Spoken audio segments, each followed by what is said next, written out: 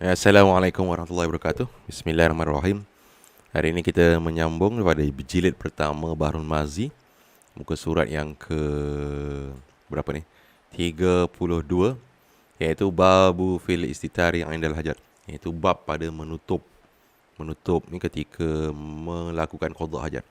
Bab pada menyatakan melindungkan diri pada waktu qada hajat. Ketahuilah kiranya ya saudaraku, apabila seseorang mau qada hajat, ya ini kencing atau berak, tiadalah bagi segianya bertabiat seperti Hindu. Ini penulis ni meletakkan perumpamaan seperti Hindu.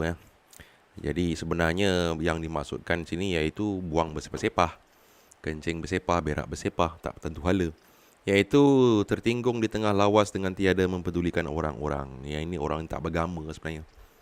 Maka tabiat yang demikian itu tiada disukai oleh syarak, dengan kerana hodohnya dan tiada mempunyai maruahnya. Maka apabila hendak berak atau kencing, biarlah berlindung diri daripada mata orang dengan apa-apa dinding atau bonggol, atau masuk ke dalam lopak yang dalam, atau di balik-balik rumpun atau semak-semak dan sebagainya. 80. Itu 79, 80. Masalah berlindung diri, berak atau kencing dan hadisnya. Sebenarnya masalah berlindung diri ini telah didatangkan oleh Tirmizi, hadis mursal saja.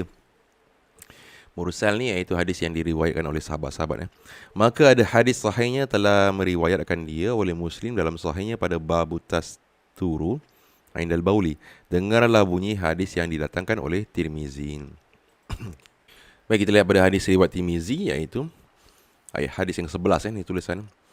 An Anasin qala kana Nabi sallallahu alaihi wasallam iza arada al-hajata lam yarfa' thawbahu hatta yadnuwa minal ard.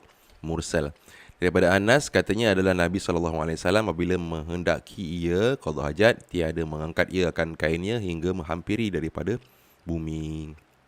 Ini Anas ini iaitu meriwayatkan apa yang dia nampak Nabi buat, bukan percakapan. Ini hadis mursal disebutkan mursal. Ya, dia tengok Nabi tak mengangkat baju dahulu, sampailah sampai satu tempat yang tak nampak orang, baru dia angkat kainnya. Ini ditulis gitu sebabnya dia merekodkan perjalanan kehidupan Nabi Muhammad SAW sebagai contoh kepada umat yang lain. Ya, kalau kita ditulis orang, macam mana agaknya ke? Pagi macam mana bangun, tidur macam mana, makan macam mana. Ini Nabi diriwayatkan orang kehidupannya amat adalah cantik. Mari sambung. Ini hadis yang hasan. An Abi Qatadah anna Nabiy sallallahu alaihi wasallam naha an ayyamas sarrajulu izakarahu biyamini. Ini tajuk yang lain, hasan satu sahih. Daripada Abi Qatadah bahawasanya Nabi sallallahu alaihi wasallam menegah ia bahawa menyentuh laki-laki akan zakarnya dengan tangan kanannya, di tangan kanan. Begini, Anas ni hadis ni diulang balik semula lah. Diulang sampai sini. Okey, kita baca di sini. Ya, ini tiadalah, ini kalau kita baca Bahrul Mazi memang gini caranya, dia mengulang-ulang balik semula hadis tu. Mengulang makna, mengulang hadisnya. Ya, ini tiadalah dari jauh lagi sudah ia menyingkapkan kainnya, bahkan apabila sudah tiba tempat qada hajat itu, maka ia pun menyingkapkan kain dan duduk qada hajat. Dan ada satu lagi riwayat Tirmizi, hadisnya seperti ini juga. Kemudian katanya, dan kedua-dua hadis ini adalah mursal, iaitu riwayat sahabat. Masalah kencing berak berlindung dari orang dan hukumnya adalah kencing berak berlindung dari mata orang itu sunat muakkad. Berlindung daripada orang ya, memang dituntut sangatlah. Dengan dalil Nabi memperbuat yang demikian itu, seperti barang yang dalam hadis pada masalah 74 yang lalu itu, yang dipanggilnya Huzaifah dekat dengannya supaya melindungkan dia daripada mata orang dan sebagainya tersebut, hadis sahih Muslim. Ini kan Nabi pergi ke satu tempat buangan sampah, kemudian Nabi pun kencing di situ. Huzaifah ni dia tutup Nabi kemudian dia bawakan air untuk Nabi untuk buang, untuk qada hajat. Ini masa ketika itu Nabi kencing berdiri. Hanya sekali itu saja untuk menunjukkan hukum kencing berdiri bukanlah haram. Kita sudah baca pada yang lalu. Kata Abdullah bin Ja'far, dan adalah Rasulullah sallallahu alaihi wasallam sukakan berlindung dengan qada hajat ni kepada tanah yang tinggi atau perdu pohon tamar, bawah pokok tamar.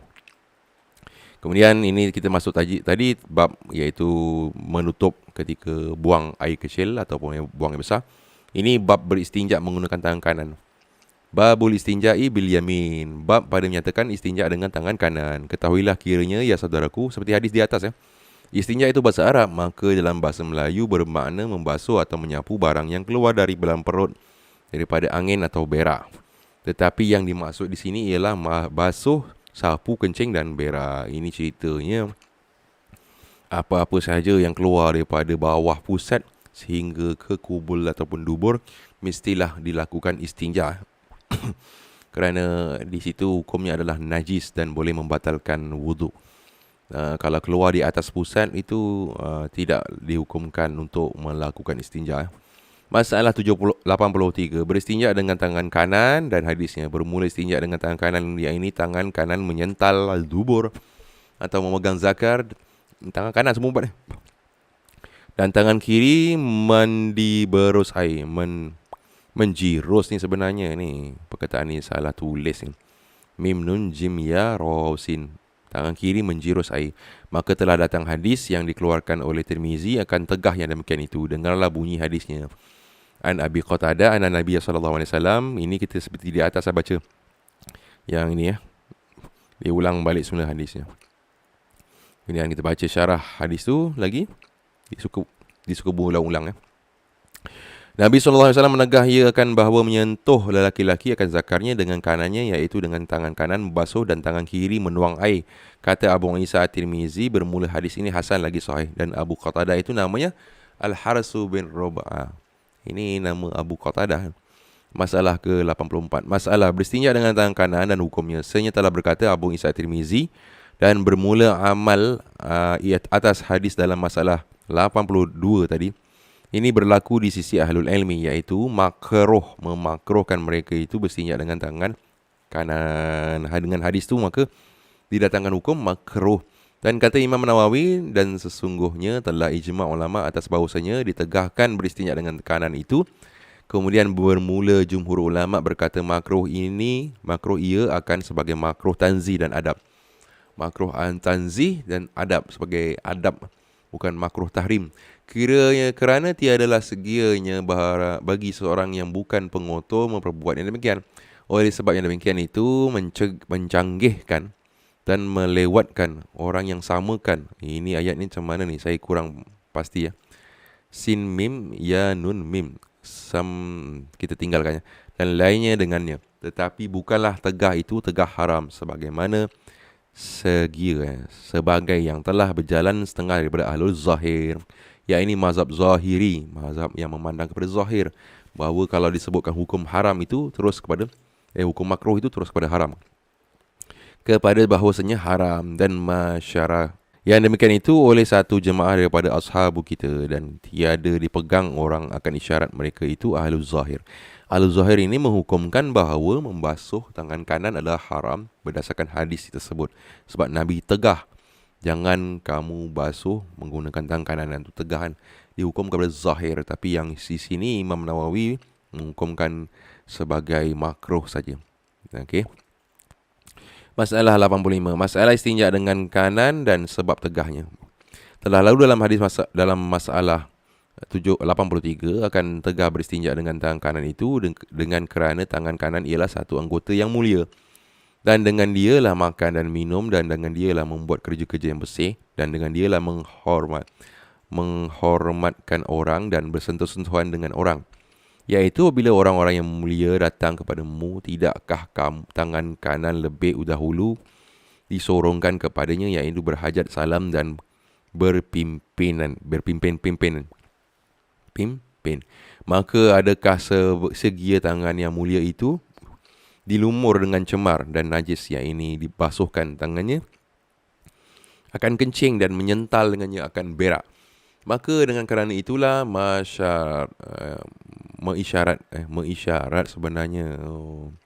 Jadi yang atas tu mengisyarat, kalau bahasa sekarang, kalau dulu mengisyarat oleh setengah-setengah ulama, dia tak ada dia mengisyarat oleh setengah ulama akan haram istinja dengannya. Yang pertama dengan sebab berpegang zahir hadis menegah ia akan demikian itu, dan keduanya menghina akan a'dha'u yang mulia. A'dha' ni anggota bahasa Arab.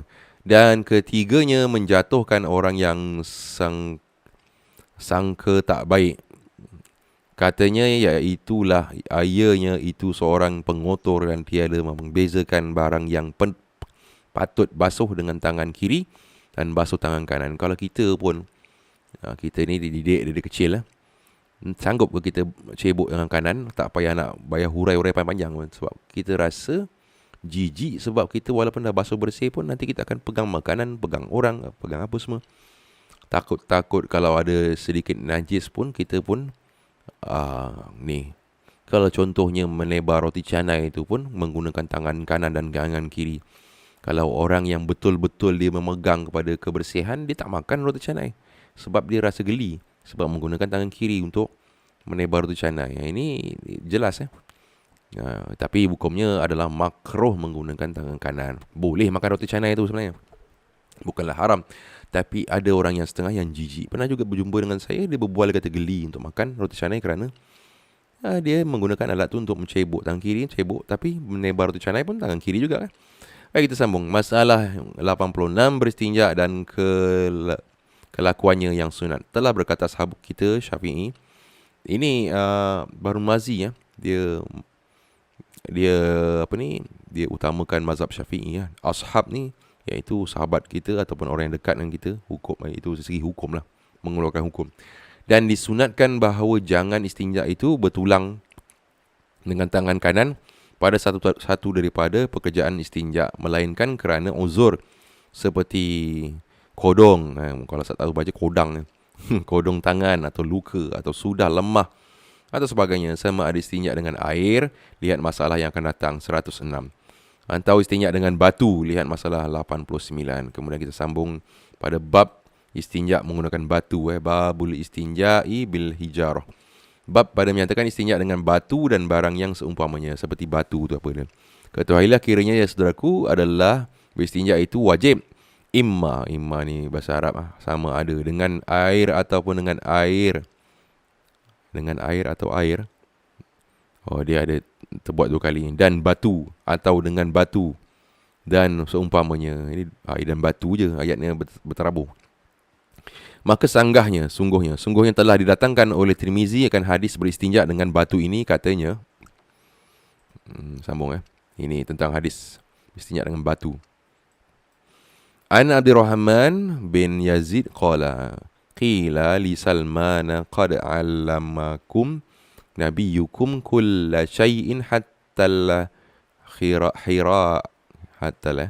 khira'ata qala Salman ajal nahana an ni benda ni nastaqbilal qiblata bigha'id au baulin wa an ini tak nampak pula ni nastanji ini sin istinja bil yamini au yastanji ahaduna bi aqalla min thalathati ahjar. Ini ceritanya. Au nastanjiya bi raji'in au azamin hasan sahih. Terjemahan ni kita baca di bawah. Sababnya sama Ini hadisnya diulang balik semula. Diriwayatkan daripada Abdurrahman bin Yazid berkata ia dikata orang bagi Salman Al-Farisi. Alif fa. Ini saya tak faham. Sungguhnya telah mengharamkan kamu sekalian oleh Nabi kamu akan tiap-tiap sesuatu hingga berak pun diajarnya. Okey. Sungguhnya telah mengajarkan kamu sekalian oleh Nabi kamu akan tiap-tiap sesuatu hingga berak pun diajarnya. Ini Nabi semua ajar sampai cara berak pun diajar. Jawab Salman, ia sebetulnya mengajar ia akan barang yang berhajat kami kepadanya pada agama kami hingga berak yang engkau sinwauta hingga berak yang engkau ni tak nampak itu hai orang-orang yang berkata dan bercakapkan Nabi kami, maka bahawasanya mengajar ia akan ada ia adabnya. Menegah ia akan kami bahawa menghadap kiblat dengan berak atau kencing. Ini masalah yang lalu kita dah baca, menghadap kiblat tu hukumnya berdosa. Lihat masalah 59. Dan ditegahnya bahawa kami beristinja dengan kanan. Kita baca. Atau istinja salah seorang daripada kami dengan ke bawah kurang daripada 3 anak batu. Ini cerita pasal istinja menggunakan batu. Ini hadisnya lah. Lihat masalah 90 yang akan datang. Sebagai kata Tirmizi, ini tadi hadisnya, kita tak baca lagi lah. Atau beristinja seorang daripada kami dengan sekurang-kurang daripada 3 batu, atau kami beristinja dengan ketul-ketul tahi, binatang kering atau tulang, kata Abu Isa. Bermula hadis Hasan ini Hasan lagi sahih. Masalah istinja dengan batu dan hukumnya, kata Abu Isa Tirmizi, dan ialah istinja dengan batu seperti dalam hadis pada masalah 87.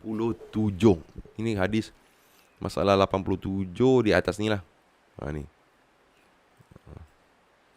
Itu perkataan kebanyakan ahlul ilmi daripada sahabat Nabi SAW dan mereka yang demikian daripadanya. Memikir mereka itu akan bahawasanya istinja dengan batu itu memadai, dan jika tiada istinja dengan air sekalipun, apabila menyuci ia akan bekas berak dan kencing, dan dengan dia lah berkata As-Sawri dan Ibnul Marik dan Asy-Syafi'i dan Ahmad dan Ishaq. Okay, maknanya hukumnya boleh lah. Okay.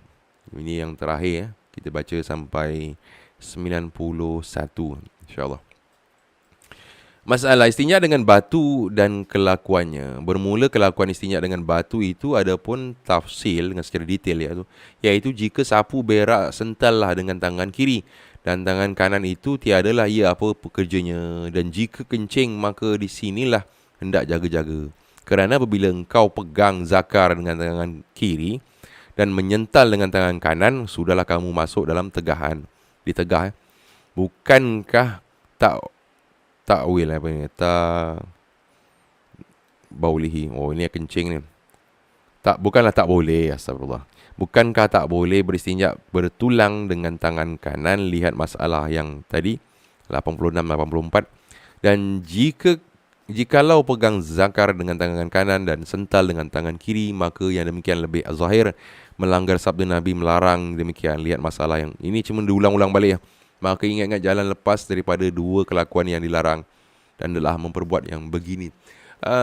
Cerita yang lalu iaitu tak boleh menggunakan tangan kanan, hukumnya makruh.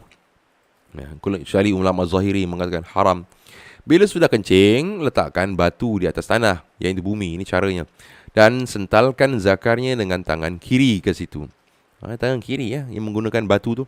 Dan jikalau tak boleh diletakkan batu kerana berdiri, ini iaitu ceritanya batu tu letak kat tanah, sentalkan zakar dengan tangan kiri ke situ, maknanya memegang ni zakarnya.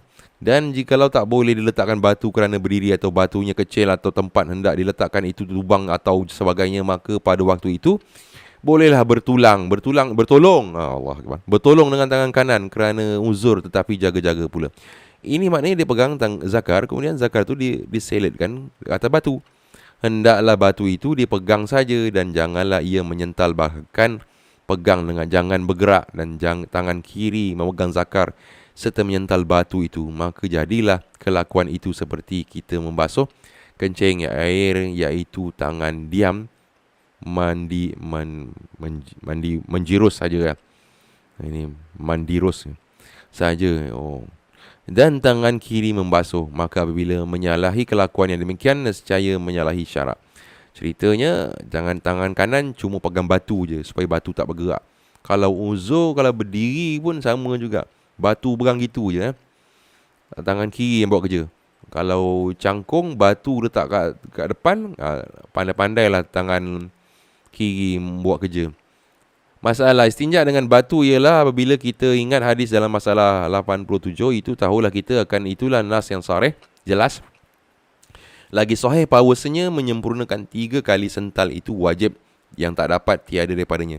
Dan bermula masalah ini ada padanya bersalah-salahan ulama. Maka bermula mazhab kita Syafi'i bahawasanya tak dapat tiada pada istinja dengan batu itu daripada menghilangkan ain najis dan menyempurna 3 kali sental. Maka jikalau menyental sekali atau 2 kali, maka hilang ain najis, nescaya wajib sental yang ketiga juga. Wajib juga ni kalau yang ketiga ni. Pada ulama siapa ni yang tersebut tadi? Iaitu Syafi'i ni Syafi'i kata wajib 3 kali. walau najis dah hilang. Dengan itulah berkata Ahmad bin Hanbal dan Ishaq bin Rahuyah dan Abu Sur. Dan kata Malik, Imam Malik dan Daud Az-Zahiri ni Imam Zahir, yang bermula wajib ialah suci saja, tiadalah menantikan sampai 3 kali sental. Imam Malik saja yang mengatakan kalau sekali dah bersih tak apalah. Bahkan jika hasil suci itu sekali sental satu batu memadailah akan dia, dan ialah wajah bagi setengah ashab kita dan bermula yang ma'ruf daripada mazhab kita ialah yang telah terdahulu tadi. Itu 3 kali wajib hukumnya walaupun dah bersih. Masalah istinja satu batu 3 kali sental, sebenarnya telah berkata ashab kita Syafi'i, dan jikalau seorang beristinja ia dengan sebiji batu yang ada baginya 3 bucu, 3 bahagian lah kan. Batu tu bukan 3 bucu, maksudnya bentuk 3 segi. 3 bahagian lah. Maka disunatkan sinun tiap-tiap bucu itu sekali sental saja. Nescaya memadai akan dia, kerana yang dikendaki 3 sental cuci. Tetapi 3 biji batu lebih afdal daripada sebiji batu berbucu 3. Maka hendaklah kira sental didubur 3 kali dan kubul 3 apabila berak dan kencing, dan afdalnya dengan 6 biji batu. Maka jika hendak memadakan dengan sebiji batu berbucu 6 boleh juga. Okey, kita akan sambung insya-Allah pada masalah yang ke-96. Ini tadi ada kesilapan membaca, iaitu tolong bukan tulang. Saya terbaca tulang sebab perkataan ni sama saja, hampir sama. Iaitu pembacaan kita tadi tentang bab menutup, bab dalam menutup ketika istinja, ketika buang air, kemudian bab menggunakan tangan kanan, kemudian bab menggunakan batu. InsyaAllah sambung lagi. Assalamualaikum warahmatullahi wabarakatuh.